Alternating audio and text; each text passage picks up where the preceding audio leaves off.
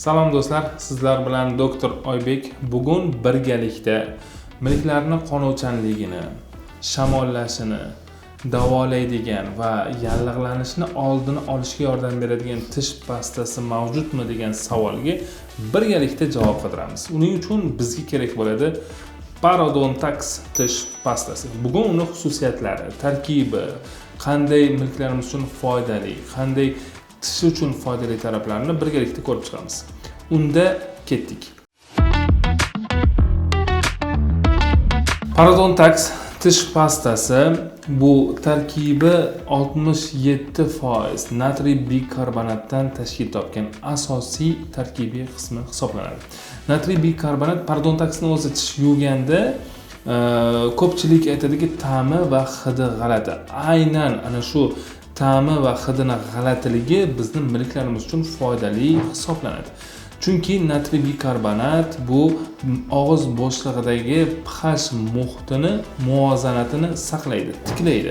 pH muhiti nima deganda, sodda qilib tushuntirsak, og'iz bo'shlig'idagi, sizga tushunarli tilda aytamanki, temperaturasini saqlasa, qachonki temperatura tushadigan bo'lsa, og'iz bo'shlig'ida zararli mikrobakteriyalar faollashib ketadi va natijada milklarda yallig'lanish kelib chiqadi, tishlarda karies kelib chiqadi. Ana shu zararli narsalarning rivojlanishini oldini olib turadigan narsa bu pH muhiti hisoblanadi. Aynan Parodontaxdagi natriy bikarbonat ham ta'siri pH muhitining muvozanatini saqlab turadi.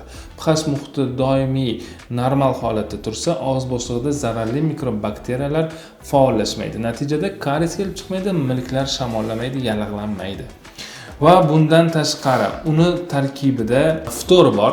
Ftor tarkibli Parodontaxni olganmiz. Mana qo'limizda turibdi.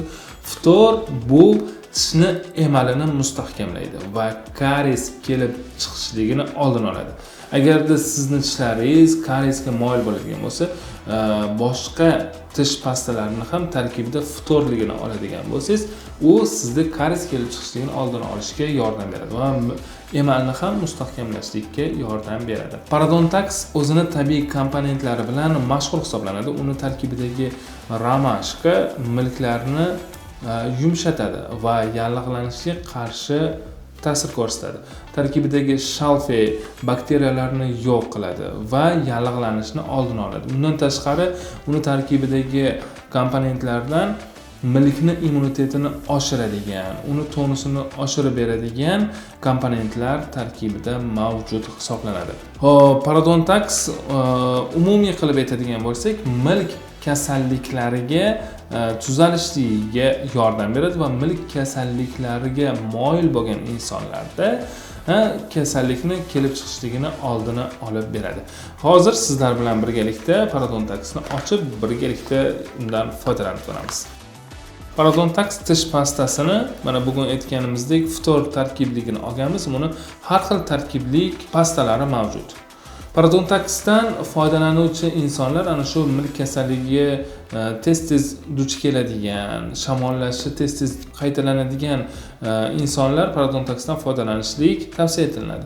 Undan foydalanishlik 2 hafta yoki 1 oy muddatda foydalanishlik sizga tavsiya etiladi. Undan so'ng o'zingizning kundalik ishlatiladigan tish pastangizdan foydalansangiz bo'laveradi.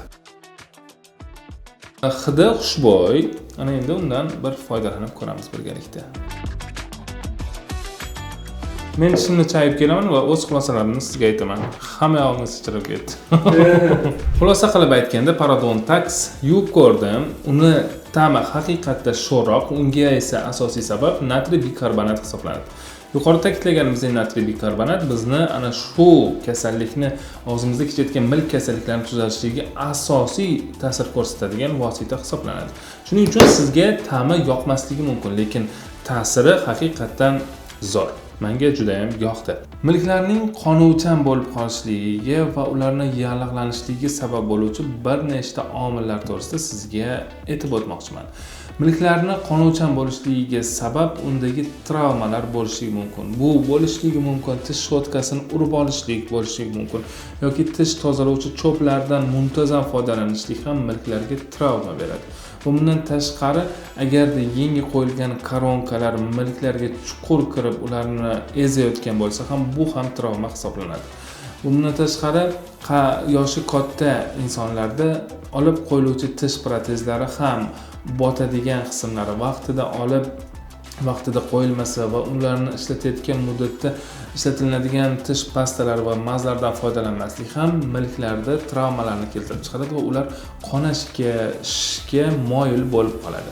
Milklarning yallig'lanishligini keltirib chiqaradigan asosiy sabab bu tish toshlari hisoblanadi. Tish toshlari milklarda qon aylanishligini buzadi va suyak bilan milkni pastga qarab qochishligini, cho'kishligini keltirib chiqaradi. Natijada tishni bo'yin qismlari ochilib qoladi, sezuvchanlik yuzaga keladi, milklar qonuvchan bo'lib, yallig'lanib, ertaga og'izdan noxush hid kelishligiga ham asosiy sabab hisoblanadi.